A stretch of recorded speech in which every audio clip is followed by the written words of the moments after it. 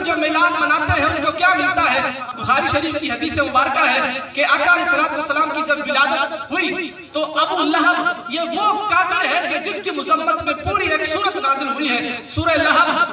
ابو لہب نے جب یہ سنا میرے بھائی کے ہاں اللہ تعالیٰ نے بیٹا عطا فرمایا ہے، تو ابو لہب کی ایک لونڈی تھی جس کا نام تھا سویبہ، اس لونڈی نے ابو لہب کو آ کے بتایا کہ آپ کے بھائی عبداللہ کو اللہ تعالیٰ نے بیٹے سے نوازا ہے۔ تو ابو لہب نے اپنے بھتیجے کی خوشی میں انگلی سے اشارہ کر کے اس لونڈی سویبہ کو آزاد کیا۔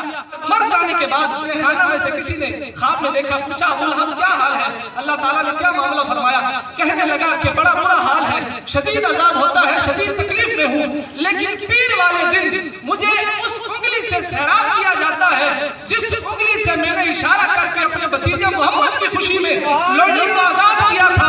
یار مجھے بتاؤ ابو لہب جیسا کافر جو قرآنی کافر ہے، قرآن جس کی مذمت میں اللہ رب العزت نے پوری سورت نازل فرمائی، وہ اگر نبی سمجھ کے نہیں بلکہ بھتیجا سمجھ کے لونڈی آزاد کرے تو وہ سیراب کیا جائے اس انگلی سے اور اس کے عذاب میں تخفیف ہو جائے، تو کیا خیال ہے جو رسول اللہ کا غلام ہو، جو آقا کے عاشق ہو، جو آقا سمجھ کے، نبی سمجھ کے، اللہ کا محبوب سمجھ کے میلاد منائے، پھر ان کا عالم کیا ہوگا؟